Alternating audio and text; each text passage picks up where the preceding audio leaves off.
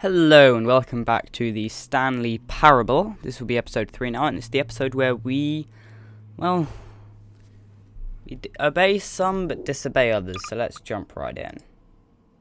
Hopefully we don't still have that particle thing. Do we? Oh, we do.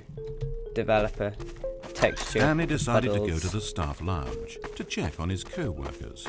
He never functioned well by himself and constantly needed support and guidance from others. Apparently so the thought of total solitude was terrifying to him. When Stanley came to a set of two doors, he entered the door on his left. So I did.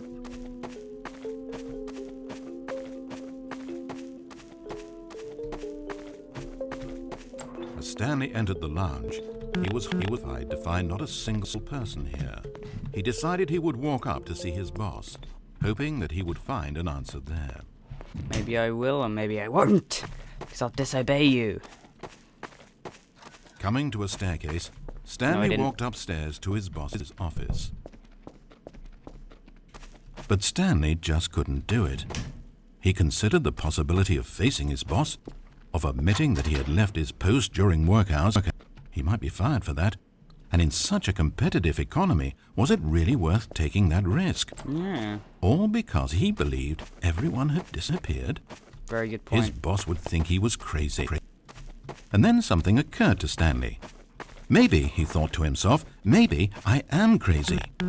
Everyone I know simply vanishing out of the blue, there's almost no other explanation for it. I'm not crazy. And a nagging fear began to creep up in his mind.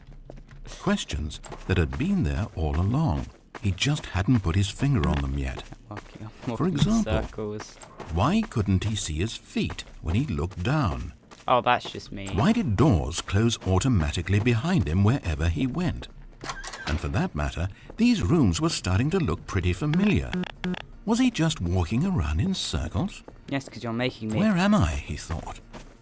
And the more he found himself unable to answer these questions, the more questions continued to arise, until he came to the issue that had been slowly boiling until he could ignore it no longer.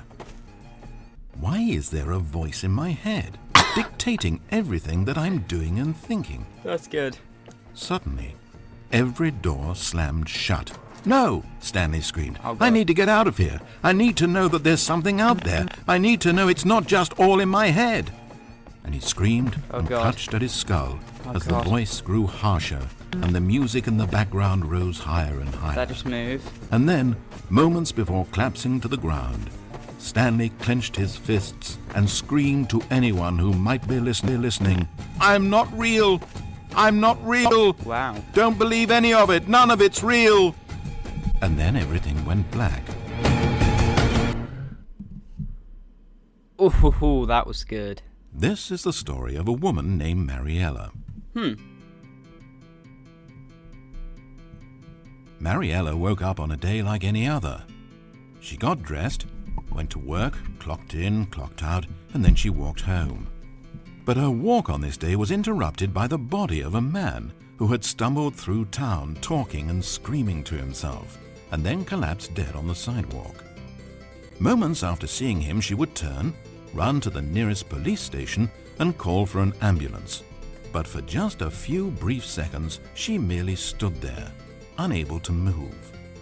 The tragedy was not the death of a single person. It was that she would never know this man's story, never hear in his own words what had happened to him, or what he believed had happened to him. For to know these things would be to exist inside the head of the man himself. So all she could do was observe from a distance and pity him. But Mariella had places to be and people to meet with, very important people, whose impressions of her would affect her career and indeed the rest of her life. She stood there for only a moment, looking down at the body, and then she ran. Did she? Or did she just keep standing still? Alright. That ended with my death. Fantastic. This mod is really quite something. So, I guess I'll see you next time. This is Phoenixlrd, signing off.